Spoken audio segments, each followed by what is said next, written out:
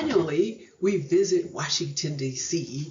to check off the museums from our Smithsonian quest. We've been doing this quest for a number of years, at least a decade. It's probably more than that at this point, because I couldn't even tell you when we first started doing this. I just know that we missed 2 years because of the pandemic, so that got kind of pushed us back. But this year, we were able to visit 3 museums to check them off. And they were the American Art Museum, the National Portrait Gallery, and the American History Museum. The American Museum and the National Portrait Gallery are in the same building. You can see it on the picture to the left. That is in the same building. It's a rectangular shaped building with a big atrium in the middle. And so that the right side of the building is the Portrait Gallery and the left side of the building is the Art Museum. And sometimes even amongst those sides, they would mix and match one for the other. Like there may be a portrait on the gallery on the American side, and there may be an art piece on the portrait side. So it's in the same building, because they probably said, hey, we're in the same building, we can intermingle at times. So you can, when you do that museum, you get to do 2 museums in one. And it's so good historically just to see all that. So we did that in one day, and there was no problem. There's 3 floors to that one. So since it's in that rectangular shape, it was easy to navigate. And we just had a light snack there because they got a little cafe there. So that's just enough for a little light snack. No big cafeteria or anything like that. And then the next day, we did the American History Museum, which is on the right, the picture on the right, next to near the monument, Lincoln Memorial. So that building also has 3 floors. And the cool part about I'm just so glad that this happened this way, because this was definitely not how he planned it.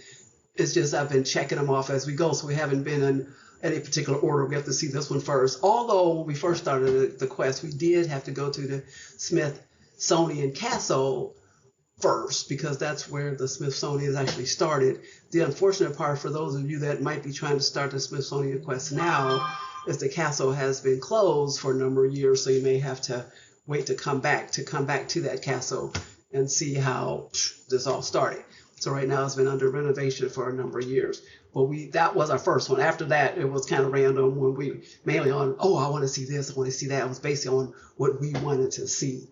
So now we're down to the point of, okay, what's left, let's get those done. So for these 2 to fall in the same week was just amazing. It had to be God, because there's no way I would have ever thought that they even tied together. So the cool part about doing the American Museum, the National Portrait, and the American History in the same week is, and depending on what you want to do it, we did, like I said, the 2 first and then the 1. So I don't know what that would have felt like doing the history first and then the portrait and the American Art Museum. I don't know, because I didn't do it that way. I just know that since we did the pictures, the artwork, and all kinds of things in these different historical periods, by the time we get to the American History Museum, where there's much more detail, it actually reinforced what we learned from the first 2 museums the first time. So like, wow. I mean, we already knew what the time period was in the Art Museum and the portrait, because they can help it. They gave you dates, blah, blah, blah. But when you got to the History Museum and then you saw the bigger issues, what's going on around that time, it's just like, wow, here we go. And we sometimes saw some of the same pictures, especially with the art piece, or sometimes even the same sculptures or whatever, but in a different way, in a different format, okay? So that was kind of cool to say, wow, I just learned that yesterday. So that was cool to get that reinforcement by having the 2 museums on the same day. So that was really cool, because we definitely didn't plan to do anything in that order like that, because I would have never thought there was a connection at all between the 3. And then, okay, there's so many pictures, so many pieces of artwork, there's so many sculptures, there's so many whatever. I had tons of pictures. There's no way I could even go through anything of showing you what those pictures are. If you're on my Facebook, you could see just a splash of some of the pictures I put up there. So just for the sake of this video presentation, I only just picked my top 3 And I don't even I'm not even gonna go into detail with the names of them are because either I have them somewhere else, don't remember the name. It's not really all that important. I'm just showing them to you because these just happen to be my top three, and I can't remember the names of the pictures. Other than the one that's by itself, that throne-looking one, that is the third heaven. Can't remember his name. I can see his face right now, but I can't remember his name. But that piece is so detailed because that's supposed to be the third heaven, and it shows the Lord's throne there and all these other thrones, just like you read in Revelation. What is amazing about it, not about the thing itself, it's about how he made it. He made that, most of that is like out of aluminum foil, really odds and ends, cups and cardboard. I mean, all kind of weird things. It took him years and years and years and years to make this thing, yet it looks like a sculpture made out of, I don't know, just from the picture you would think, from stone or whatever. But no, it's just from odds and ends that he had in his house. Mostly aluminum foil.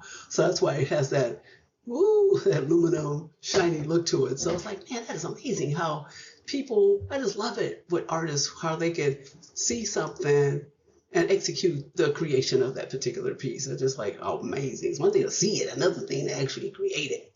So this other picture at the top is another of my favorites. Actually, it might be my favorite even over the throne, because that picture, when you first walk up to it, is like the full length width of a room. Is huge. It's a huge picture. And when you walk in there, you're like, what the heck? And at first it looks like a big submerged boat. But then when you start looking at the details, then you just like amazing, because you have to sit there and actually sit back and lay back or whatever and look at it, because the details in here is amazing, because it is a city, specifically New York City, underwater. Because if you look any deeper, you'll see buildings in there that's collapsed. You'll see one that's actually up. Actually, you may not see it because it's right in the middle. I can see it's where that bird in the middle, right under there is a building, and it might be Empire State Building. But the rest of the buildings doesn't matter. They're just skeletal because their innards are out, but you can still see the bones of their buildings. You can see factories. You can see bridges. You can see highways. You can see piping. You can see other little sunken ships. And you can see the bridges, because we're assuming that this might be one of the Brooklyn bridges. This is just the body that's left of it, on and on. It's just a picture that's trying to tell you about if man doesn't get their act together and protect nature and themselves, if the world could end up just like this. So, because no matter what we do to each other, life still moves on, where man could be gone.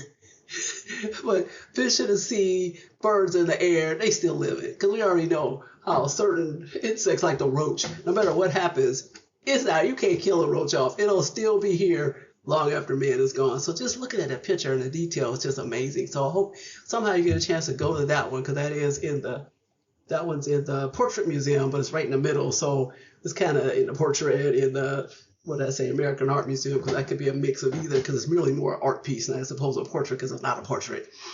But the way they have it placed is probably, it's closer to the art museum part, because right now that particular part is under some kind of construction for a new exhibit that's coming in.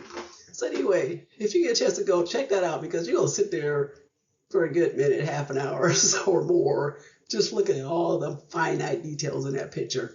And then the one on the bottom, I just like it there. It's called The Vine. See, I remember the name of that one, and the other one too, but I can't remember the name of the New York City story. It's called The Vine, and she has this vine on it. And it's just love the way the freeing aspect of her there with this vine behind her back. So those are just my three favorites. You got to go yourself to see what your top three are, because there's way too many between three different museums. And I didn't even give you anything from the History Museum, because that's a whole nother ball of wax, because that History Museum is just a lot of history. What I did like between the two museums is more the architecture of the building inside. The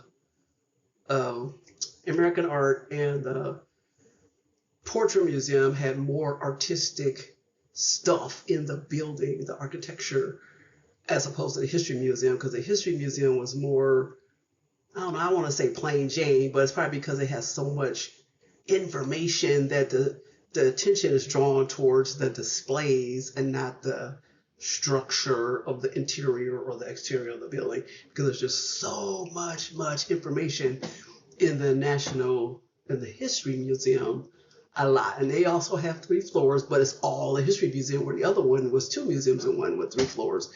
So, but space-wise, it still might be about the same, because that rectangular box with the atrium in the middle, that's still a lot of space. In fact, that space, if anyone's from Cleveland, the space reminds you of our art museum, because we have that atrium in the building in the center. And it makes me wonder if whoever structured those 2 buildings, because one old part of the American history portrait was just one side, and then they added the rest of it, and they put this covering over top. It's like a tree, but it covers the atrium. It's similar to our art museum in Cleveland. So yeah, you've seen that where you go to some place like, man, this same building's the same. Yeah, probably the same architects, engineers, or whoever is involved with both buildings, because they're just too much alike. But anyway, so the History Museum, like I said, has 3 floors. And there's a lot of information in there. So I hope you get a chance to even start this journey, to even go to the Smithsonian's. There are 21 museums and the Smithsonian National Zoo. So there's 22 places to visit. 11 are on the mall. 6 of them and the zoo are nearby. So you have to either drive to them or take a train. This depends on their location. And 2 of them are in New York City. And then 2 more of those 22, 2 of them are not open right now. Like I just told you, the Smithsonian Castle is still under renovation. And I'm thinking it's been a good 5 years, because it seemed like ever since the pandemic, it hasn't been open to me. I just can't remember when I first saw it closed, because we've been doing this way before the pandemic.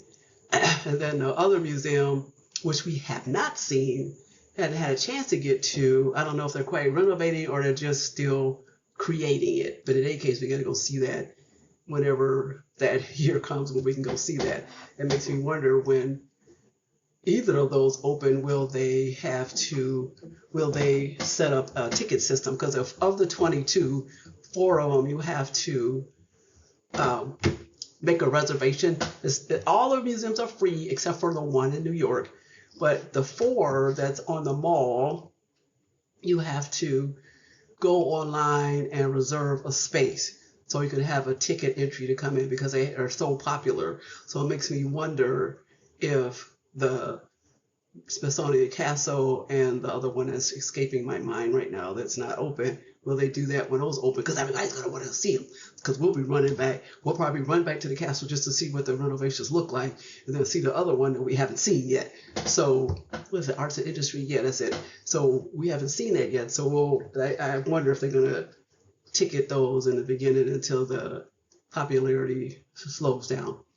But I don't know about that, because the popularity of the African American Museum is a really longer name, but I'm just shortening it to say African American Museum, has always had to have a ticket from the beginning, and they have not turned that back into a non-ticket situation, probably because its popularity is still there, and they're just trying to control the level of people that come in. And any of those 4 even, if you come after a certain hour, I can't think of what the hour is, say, just guess it's like 2 o'clock in the afternoon, because they all stay open at 5, except for the American History Museum and the American Art Museum and the Portrait Museum, because they open at 11:30, end at 7, where all the other museums open at 10 and end at 5. Like I was just saying about the 4 with the tickets, maybe let's say about 2 o'clock, somewhere late in the afternoon, then they kind of like let people come in, but they got to get in line. So they don't need a ticket, because it's later. You've missed your whole day of spending there. So just say it's around 2, but I don't know for sure if that's the time anymore. And it was late, like the last couple hours before 5. So it was interesting getting those 3 in. And then American History, like I said, is 3 floors. Due to the situation, we were not able, this was the first time that we did a museum that we were not able to complete it. So the plan is, God willing, that next year we're going to do the one museum, the Anacostia Community Museum, that's off the mall, that's not at the mall, and go back to the American History once we can finish all the floors. We weren't able to do all 3 floors, so we said, okay, we're going to bail today, and we're going to we'll do this another time. So we'll go back later, God willing, next year to finish that one. So then another year, hopefully the next year or the year after, then we'll do the 2 in New York City. So it's just a matter of when God says that we'll get a chance to do the New York 2 and then be done with our Smithsonian quest until the 2 that are closed reopen, and then we'll be done. But I hope you get a chance to see the 22 marbles, because it is worth the time to do it. It's been taking us several years to do this. We were only off 2 years because of the pandemic, 2021, and then we got back into the swing of it. But it's worth the time to go see them. And we'll only do maybe 2 or 3 a year because it's just way too much to try to do more than that. And we don't live in DC. I mean, it's a good 6 to 7 hours away from home. So we always have to plan the time to be there, and then yet still want to spend time with our family while we're in DC. But I hope you get a chance to see as many of those 22, especially if you're in DC. I always tell people, because when you live in a town, you don't usually tour show town. So there's people in DC and our family that haven't even been there, and here we're almost done. So go check these Smithsonians out, because they are amazing structures of art, history. It's just a lot. It's a lot, 22 of them. Then the zoo, that's a whole nother experience right there. Nice little hilly zoo. Is beautiful. It's a huge zoo, and that was nice, even though we did it on a hot day last summer. Hottest day in September and August. So may you get a chance to enjoy all 22 of those Smithsonians as they open.